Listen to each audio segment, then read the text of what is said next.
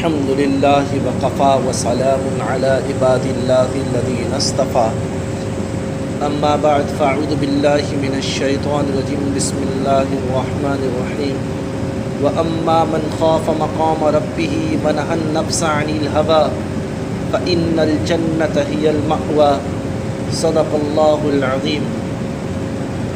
اللہ رب العزت نے اس آیت مبارکہ کے اندر دو چیزیں ارشاد فرمائی۔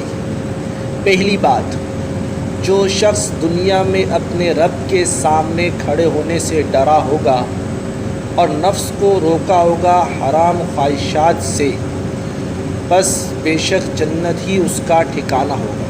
پہلی چیز خوف، اللہ کا خوف۔ یہ بات سمجھنے کی ہے کہ ہمارے اس معاشرے میں دو چیزیں بہت مشہور ہیں، امید اور خوف۔ یہ دو الفاظ بہت کثرت سے استعمال ہوتے ہیں ہمارے اس معاشرے میں، امید اور خوف۔ اور پھر اسی خوف سے ملتا جلتا ایک لفظ ہے حزن، غم۔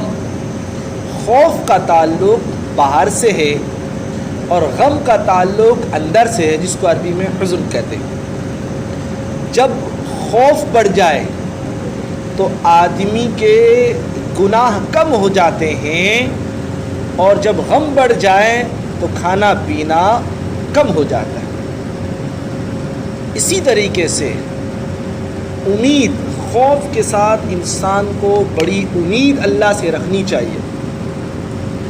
امام غزالی رحمۃ اللہ علیہ فرماتے ہیں کہ جوانی کے عالم میں بندے پر خوف غالب ہونا چاہیے تاکہ گناہوں سے بچے، اور جب بڑھاپا آ جائے، ضعف ہو جائے، تو امید غالب ہونی چاہیے تاکہ جتنی امید ہوگی، جیسی امید ہوگی، اللہ انسان کے ساتھ ویسا ہی معاملہ فرماتے ہیں۔ حدیث میں بھی آتا ہے انا عند ظن عبدی بی، میں بندے کے ساتھ ویسے ہی معاملہ کرتا ہوں جیسا کہ وہ میرے ساتھ گمان کرتا ہے۔ نگاہیں اقربا بدلی، مزاج دوستا بدلا، اے اللہ تیری نگاہ کیا بدلی، سارا جہاں مجھ سے بدلا۔ اے اللہ تیری نگاہ کی بات ہے، میری زندگی کا سوال۔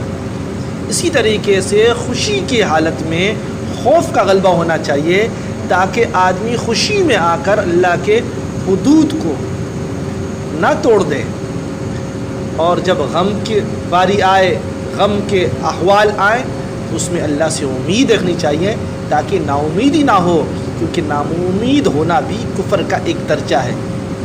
مسلمان اللہ سے کبھی نا امید نہیں ہوتا، کبھی نا امید نہیں ہوتا، اللہ ہر وقت اس کے ساتھ ہے۔ اور اسی طرح صحت کی حالت میں خوف کا غلبہ ہونا چاہیے تاکہ صحت میں آ کر، تندرستی میں، جوانی کے جوش میں آ کر کہیں گناہ نہ کر بیٹھے۔ اور بیماری کی حالت میں امید ہونی چاہیے کہ یہ بیماری بھی میرے گناہوں کی بخشش کا ذریعہ ہے، اور بے شک اللہ پاک اس گناہوں کے ذریعے سے میرے دنیا کے گناہوں کو، یعنی اس بیماری کے ذریعے سے میرے دنیا کے گناہوں کو معاف فرمائیں گے، اور آخرت میں رفع درجات اللہ پاک نصیب فرمائیں گے۔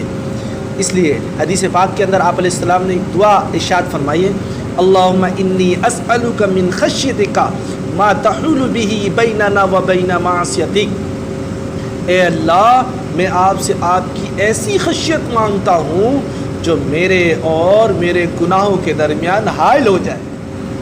اس لیے کہ گناہ زہر قاتل ہے جس کا اثر دنیا کے اندر بھی ہے اور آخرت میں ہے۔ دعا ہے کہ اللہ رب العزت مجھے اور آپ کو، تمام انسانوں کو، غفلت اور گناہ، یہ دونوں چیزوں سے اللہ بچا دے، اور یہ بچانا سوائے اللہ کے اپنے فضل کرم سے ہوگا۔ ہم ہر وقت اللہ سے اپنے فضل اور اللہ کے کرم، اللہ کی بخشش، اللہ کی امید مانگے، ورنہ ایسا نہ ہو کہ زندگی کے آخری لمحات میں یہ موقع آ جائے کہ آدمی ہائے افسوس یہ کہے، اے اللہ اب تو جوانی گزر گئی، صحت ختم ہو گئی، بڑھاپا آ گیا، اب کیا کروں، سب نے ساتھ چھوڑ دیا۔